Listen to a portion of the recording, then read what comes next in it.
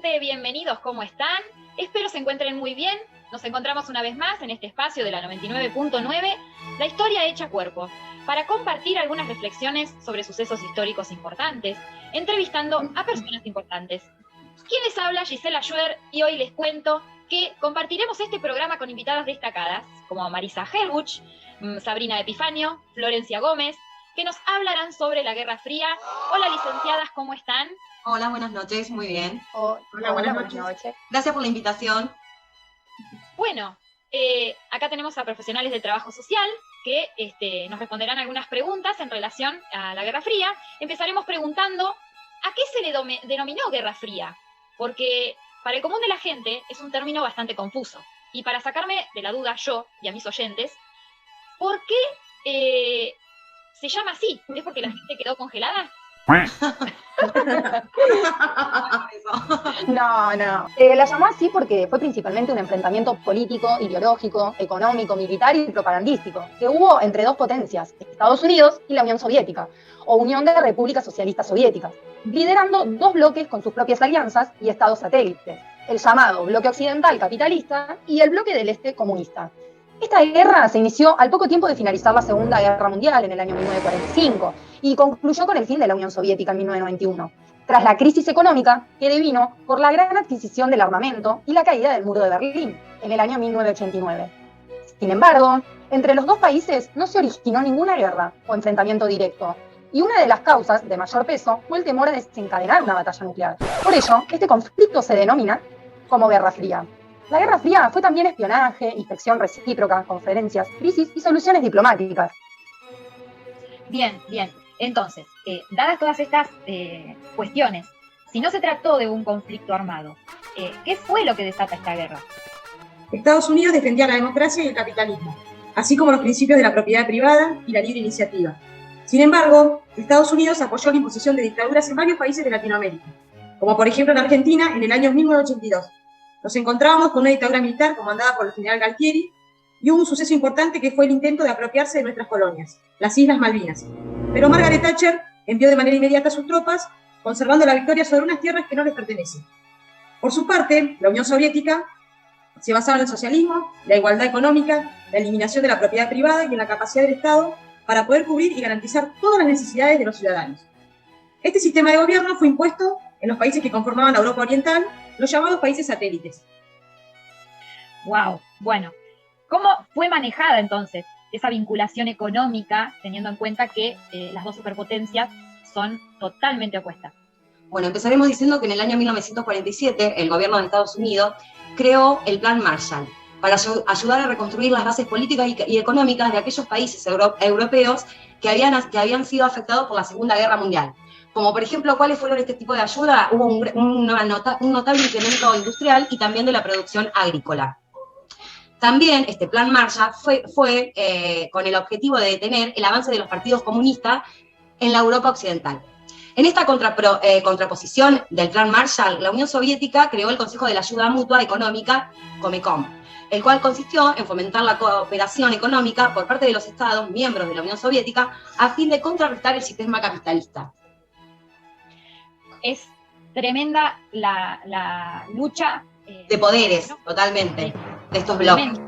Bueno, y pasando a otro plano, ¿cómo manejaron estas potencias los vínculos militares? Porque debe ser muy difícil sostener las alianzas teniendo en cuenta el contexto, ¿no? Sí, totalmente. Sí, tal cual. Por su parte, Estados Unidos propició la creación de la OTAN, Organización del Tratado del Atlántico Norte, en 1949. Este organismo militar se formó con un sistema de defensa colectiva en el cual se acordó que, ante cualquier ataque a uno de los países miembros por parte de una potencia extranjera, este sería defendido en conjunto. Y en cuanto a la Unión Soviética, esta reaccionó con la creación del Pacto de Varsovia en 1955, que fue un acuerdo militar que reforzaba la homogeneidad política que existía entre esos países y contrarrestar las amenazas ejercidas por la OTAN. Finalmente, Europa, Berlín y el mundo quedaron divididos por el telón de acero. Parecía una carrera, ¿no? ¿Qué fue lo que dejó esta Guerra Fría, esta carrera entre estas potencias? Durante la Guerra Fría se desataron otros conflictos de gran importancia, durante esa historia contemporánea. Estos fueron la construcción del muro de Berlín, división entre el capitalismo y el comunismo. La freno un segundito acá, licenciada. Le hago un chiste sobre el comunismo, donde dos cavernícolas se encuentran, uno con un palo y el otro con una rueda, y uno le dice al otro: si tú inventar la rueda, entonces yo inventar el comunismo y quitártela. Y le pega un palo en la cabeza. Muy acertado, sí. Bueno, la división entre el capitalismo, el comunismo, la guerra de Vietnam, la guerra de Afganistán, la revolución cubana y la guerra de Corea, como las más importantes, ¿no? Bueno, uno de los momentos más significativos de la Guerra Fría fue la guerra de Corea, entre 1950 y 1953, cuando el ejército norcoreano, de influencia soviética, invadió Corea del Sur, quienes contaban con el apoyo de Estados Unidos, militarmente. ¿Y cuál fue el gran detonante de la guerra de Vietnam? Porque tengo entendido que fue uno de los sucesos más importantes dentro de lo que fue la Guerra Fría, ¿no? Sí, así es, fue uno de los sucesos más importantes. ¿Por qué? Porque esta guerra duró 10 años. ¿Qué pasaba en Vietnam? Era una población que tenía una división. Una parte quería el comunismo y la otra parte quería el capitalismo. Esta tensión fue escalando hasta hacerse casi imposible la convivencia entre las dos partes. Para aliviar entonces esta tensión, se acordó la división del país en dos. Por un lado, Vietnam del norte, con un sistema comunista, y el del sur, de un corte capitalista. Bueno, definido esto, se puede dar cuenta, insisto, con la competencia extrema en varios aspectos, ¿no?, entre las dos potencias. ¿Cuáles fueron, dentro de estas competencias, los principales aportes tecnológicos espaciales? Tengo entendido que hubo avances sobre eso también, ¿no? Tal cual, tal cual. Una competición entre ambos bloques, que derivó en una exhibición de poderío, donde iniciaron una importante carrera espacial, llevando a cabo estos importantes desarrollos tecnológicos espaciales que cambiaron la historia de la humanidad. Siendo los acontecimientos más destacados el satélite Sputnik, que pusieron en órbita los rusos en 1957, inmediatamente los americanos respondieron con su Explorer 1 en 1958. Era una cuestión de prestigio. Cuando los rusos mandaron su primer hombre al espacio, los americanos mandaron la nave tripulada a la Luna en 1969. Qué lucha de poderes, ¿eh? Y a lo importante, ¿cómo se va solucionando ese conflicto? En el año 1962, con motivo de la instalación de bases de misiles soviéticas en Cuba.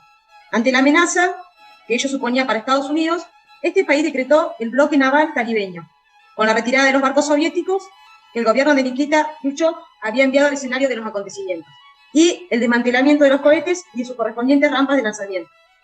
En relación a todo lo anterior, el diálogo entre la coexistencia pacífica entre Estados Unidos y la Unión Soviética propició la creación del teléfono rojo, que comunicaba directamente la Casa Blanca con el Kremlin o Ciudadela. Y bueno, ¿cuál fue ese evento que marca, porque seguramente no debe ser algo tajante, el fin de la guerra? Cuando cayó el muro de Berlín. Ay, bueno, pará.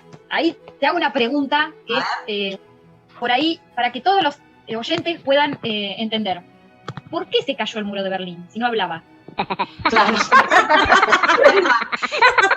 Es bueno. Quería, para hacerlos en términos más técnicos, es cuando cae el muro de Berlín, que fue en 1989. Esto significó la apertura definitiva de la frontera entre los dos bloques, el desmembramiento del bloque comunista y el final del telón de acero de la Guerra Fría. Tras la caída, la tensión entre los países del antiguo comunismo y el capitalismo se acabaría diluyendo. Y actualmente la mayoría de los estados del antiguo bloque comunista ha acogido la política e ideología del mundo capitalista en el cual vivimos.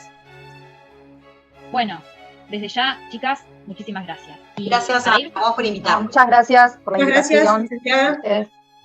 Bueno, oyentes, para ir cerrando, nos vamos a cuestionar sobre la Guerra Fría. ¿Qué enseñanza nos dejan los enfrentamientos en guerras encubiertas donde se juega el poder económico, político, militar y que se cobra la vida de miles de personas?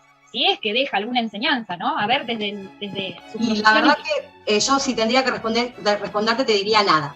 Pero más importante es, en casi todos los enfrentamientos bélicos, que las causas materiales son las inmateriales. Los nacionalismos violentos, el miedo al otro, la revolución, el terrorismo, el anarquismo, la utopía, la pérdida del sentido de riesgo tras el medio siglo de paz, el honor y el prestigio a cualquier precio, el revanchismo por la humillación en guerras anteriores, la desconfianza, la imprudencia, la complacencia, la ignorancia de ideas o corrientes intelectuales daban por inevitable la confrontación y la victoria siempre del más fuerte. Entre muchas otras cosas más que se podría decir, ¿verdad? Entonces nosotros, como trabajadores sociales, como agentes de cambio, estamos detrás de cada lucha, de aquellos que no tienen voz, para hacer valer cada rincón y la integridad de cada derecho humano que es vulnerado. Y en cada guerra hay un sujeto que pierde posibilidades. Y es ahí, allí es donde estamos nosotros. Gracias nuevamente, chicas. Y como dijo Mafalda, ¿qué habrán hecho algunos pobres sures para merecer ciertos nortes? Los dejamos con esta reflexión, les agradecemos a los oyentes por escucharnos cada tarde. Hasta mañana, a la misma hora y por la misma sintonía radial.